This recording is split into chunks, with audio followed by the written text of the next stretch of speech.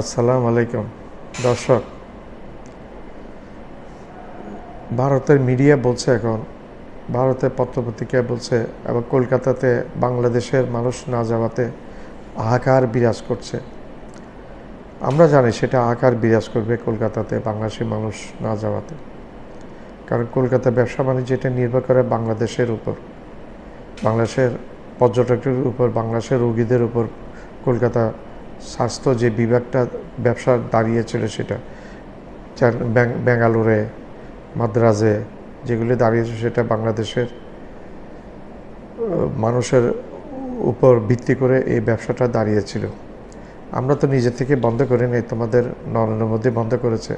পেঁয়াজ আমদানি, চাল আমদানি, চাউল রপ্তানি, পেঁয়াজ রপ্তানি, অন্যান্য সামগ্রী রপ্তানি বন্ধ করে দিয়েছে, এমনকি চিকিৎসা ভিসা পর্যন্ত বন্ধ করে দিয়েছে।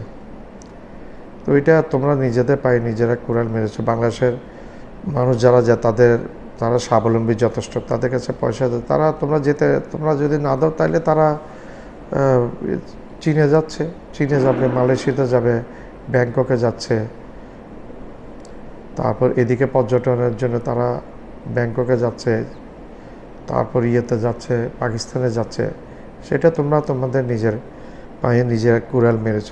অর্থনীতি একটা ব্যবসা, চলিত ব্যবসাকে কোনো মূর্খ এভাবে বন্ধ করে দেয় না। ভারতে বাংলাদেশের পর্যটকরা যেত, ভারতের একটা ব্যবসা চলমান, একটা ব্যবসা যুগ যুগ ধরে চলে আসছে। সেই ব্যবসাটা তোমাদের চাওয়ালা নরেন্দ্র মোদী, তার ঘিলু নাই আনা নরেন্দ্র মোদীর কারণে আজকে দেউলিয়া হয়ে গেছে। আমরা দেখছি অনেক দোকানপাট বন্ধ হয়ে গেছে।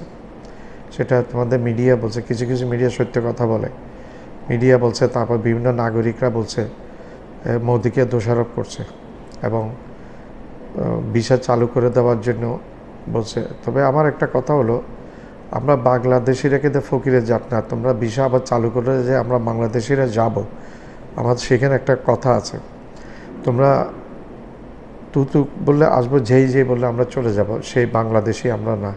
বাংলাদেশিরা এখন মন পরিবর্তন করে ফেলেছে, হয়তো 10 to 12% যাবে ম্যাক্সিমাম। বাংলাদেশিরা মন পরিবর্তন করে, বাংলাদেশের চীন করে দিবে, হাসপাতাল করে দিবে, তুরস্ক হাসপাতাল করে দিবে বাংলাদেশে। আর পাকিস্তান আমাদেরকে এইবার, আমরা ভারত থেকে পেঁয়াজ আমদানি না করাতে আমরা পেঁয়াজে অনেক কম দামে পেঁয়াজ পেয়েছি। পাকিস্তান থেকে পেয়েছি পেঁয়াজ, অন্যান্য দেশ থেকে পেয়েছি, চীন থেকে। চীনও আমাদের খুব ঘনিষ্ঠ হয়ে গেছে। ভারত নিজের পায়ে নিজের কুড়াল মেরেছে, আমাদের করার কী আছে? আমরা তো ভারতকে শত্রু ভাবি না, ভারতকে বন্ধু ভেবেছি, এখনও ভারতকে বন্ধু ভাবি। কিন্তু নরেন্দ্র মোদী সরকার, বিজেপিকে, অমিত শাহ, এদেরকে আমরা বন্ধু মনে করি, শত্রু মনে করি।